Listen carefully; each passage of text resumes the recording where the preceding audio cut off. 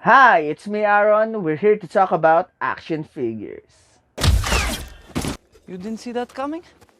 At bago tayo magsimula, please subscribe to my channel. Don't forget to click the like, subscribe, and hit the bell button below.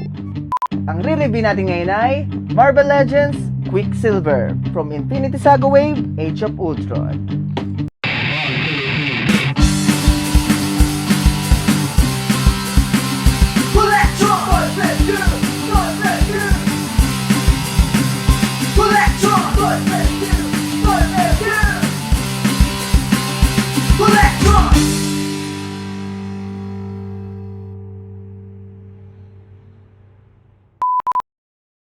And yan, may bubuksan na naman tayo ng bagong laruan from Friendly Lason, DJ Daganasol.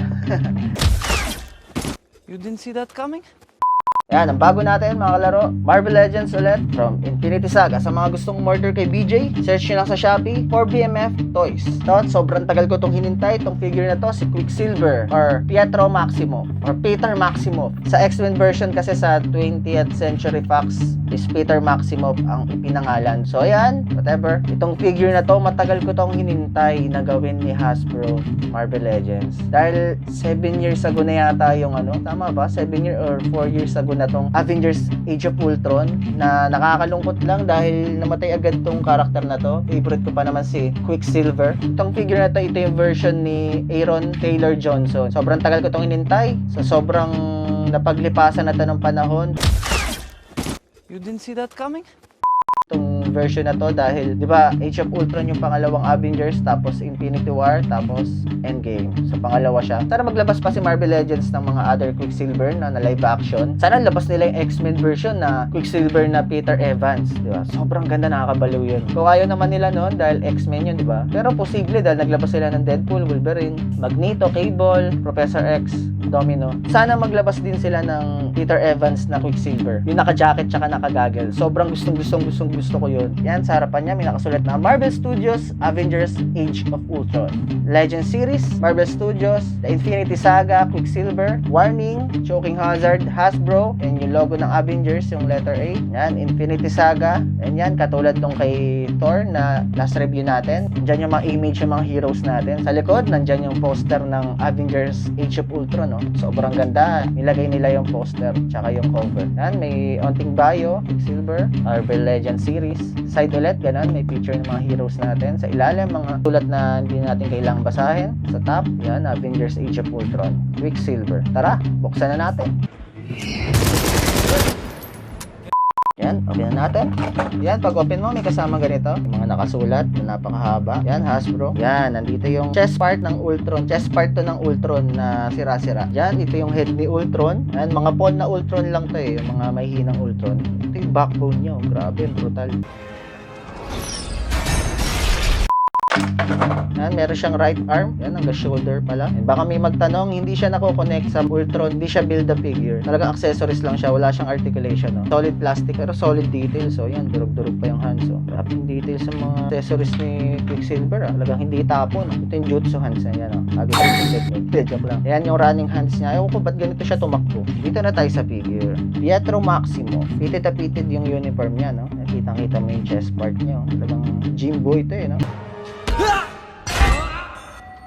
Gym body. Yung hair niya, yan. White na medyo yellowish. Yan, gray yung loob ng buhok. Yan. Yung hair details niya, kuha naman yung sa actor, yung sa movie. Pero hindi masyado eh. Medyo, ang dating niya parang customized eh. Ito sa totoo lang hindi ako masyado nagandahan sa hair. Pero, okay na rin. Dahil kuha naman, ganito naman talaga yung hair niya eh. Siguro, mas maganda lang ito kung medyo ginawa nilang silver style. Wag lang metallic silver. Basta, i-dark lang nila ng onti pa to. Yan, blue eyes. Yan, may mustache. Dahil, di ba may mustache si Aaron Taylor Johnson sa pagiging Pietro Maximoff. Ganda yung part, oh. May iconic Thunder Silver, di ba? Para may Thunder Silver si Quicksilver dito. Pero dito sa MCU, ilagay nila sa side. Yung paint niya, matte color lang na medyo glossy yung mga lining yan. Lining ng blue, lining ng silver. Yung pants niya, medyo baggy. Kasi parang tracksuit eh. Parang pang jogging. Yan, ganda. May details din na ganun. Parang arrow, di ba?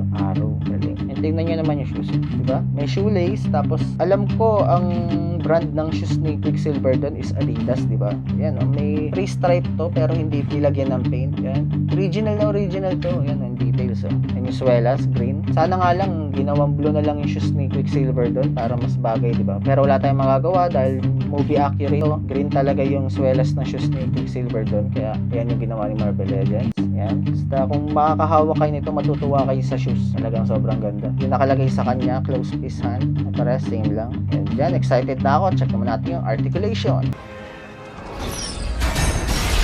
And yan, check na natin articulation ni Quicksilver. Unahin natin yung head niya. Ayan, look down, look up. And 360. Ayan, dahil naka-ball tumble siya. Ang ganda ng articulation, di ba? Kung napapansin yung maganda yung pagkaka-look up niya, di ba? Dahil meron siyang cut dyan sa neck, sa back ng neck. Hindi ko yan kinata. Talagang ganyan yung gawa ni Marvel Legends. Para siyang si Retro Spider-Man. Tama ba? Parang alam ko ganyan din eh. May cut din yung sa back ng neck niya. Para nakakatingala ganyan. Effective, no? Dahil pag Speedster, kailangan nakakatingala ng todo. Ganyan. Big thumbs up ako dyan, Hasbro. Check natin yung shoulder niya. Yan, side, ganyan. 360. Bicep swivel, double jointed elbow, and hands swivel and hinge. Yan, same lang rin sa kabila. Sa torso naman, yan, meron siyang up crunch. Yan. Pwede mo rin i-360 yung torso. And meron siyang waist swivel. Yan. Sa legs naman, yan, naka-T-crunch. And meron siyang mechanics na nahihila mo pababa yung legs. Yan. Nahihila mo. Yan, diba nahihila? Siguro para sa mas magandang motion ng articulation niya. Yan, pagkaka-kick forward. Dahil runner nga to, Speedster, kaya kailangan maganda talaga yung gawa niya sa legs. Yan. Bagong articulation ng Marvel Legends to. Yan, napo-pull down mo. Yan. Parang yung Ka-Laro to ng SHF, di ba? Yan. Sa thigh, meron siyang thigh cut. Yan. Double jointed knee. And sa feet, yan. Ankle rocker. Yan, 360. And hinge. Ayan, check naman natin yung height. You didn't see that coming? Yan, check natin yung height niya using ruler. Yan, nasa above 6 inch siya or 6.2. Yan, check naman natin siya together with other Marvel Legends. Siyempre, check natin siya sa sister niya, si Wanda Maximoff. WandaVision version, Black Widow from Black Widow movie. White Widow. Captain America from Avengers Endgame. The Verticap from Xmen. Deadpool. Yan, check naman natin yung mga sample posing.